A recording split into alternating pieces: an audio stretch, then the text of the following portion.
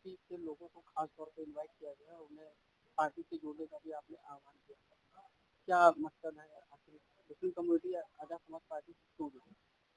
देखिए, मकसद साफ है कि इस देश के मुसलमानों को जो भाजपा के डर के नाम पे बरगलाया गया, उनको बौखलाया गया, उनके वोटों की लूट हुई, उस वोटों की लूट को समझाने के लिए, बताने के लिए ये मुस्लिम संवाद कार्यक्रम किया गया था, जिसमें आपने देखा होगा हजारों की संख्या में हमारे माएँ बहनें, खवातीनें और जो हमारे बुजुर्गाने लोग थे, सब लोगों ने इसमें जो शिरकत की और आजाद समाज पार्टी काशीराम की सदस्यता ली। तो ये आजाद समाज पार्टी काशीराम को हम लोग आने वाले समय में सत्ता में स्थापित करना चाहते हैं, जिससे इस देश के जो असली मुद्दे हैं उस पर विकास कर सकें और देश के दलित, पिछड़े और मुसलमानों को इंसाफ दिला सकें। और मुसलमान भी देख रहा है कि पिछले करीबन 10 सालों से उनके लिए कौन बोल रहा है, कौन खड़ा हो रहा है।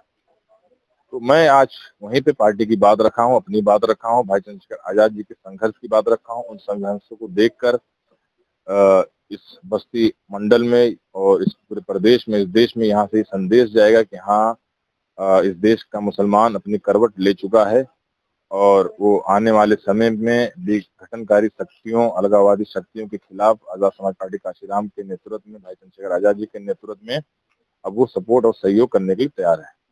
जो सत्ता में है, उनके नेताओं का बार बार कई बार आपने भी उन्हें बयान आता है, कभी औरंगजेब को, कभी बाबर को, कभी तकमुल्ला कहा जाता है। इस तरीके से अपमानित किया जाना मुस्लिमों को इस वक्त क्या लगता है, क्या माहौल? ये लोग मानसिक विक्षिप्त लोग हैं, जिनको सही से ज्ञान ही नहीं है कि इस्लाम है क्या चीज, इस्लाम की खूबसूरती क्या है।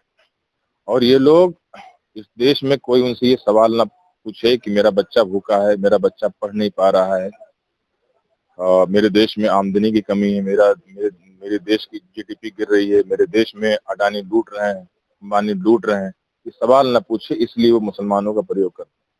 वो मुसलमान शब्द को बीच में ला के देते हैं ताकि ऐसा लगे कि लोगों को वो चीज डाइवर्ट हो जाए। जब महाकुंभ में इतनी मौतें हुई, शासन प्रशासन की लापरवाही से कई चीजें तो दबाई गई हैं, उस वक्त कुशीनगर में मदनी मस्जिद को बुलडोजर से तोड़ा गया।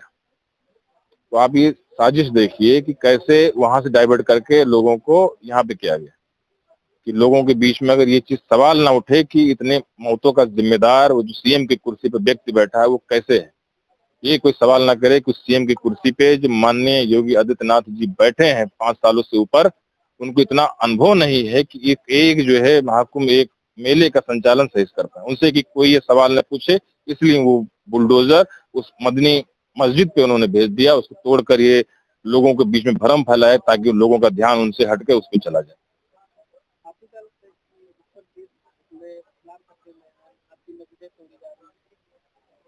इस्लाम कभी खतरे में नहीं रहा है। इस्लाम को जब जब दबाया गया है तो इस्लाम उतना ही तेजी से आगे बढ़ा है।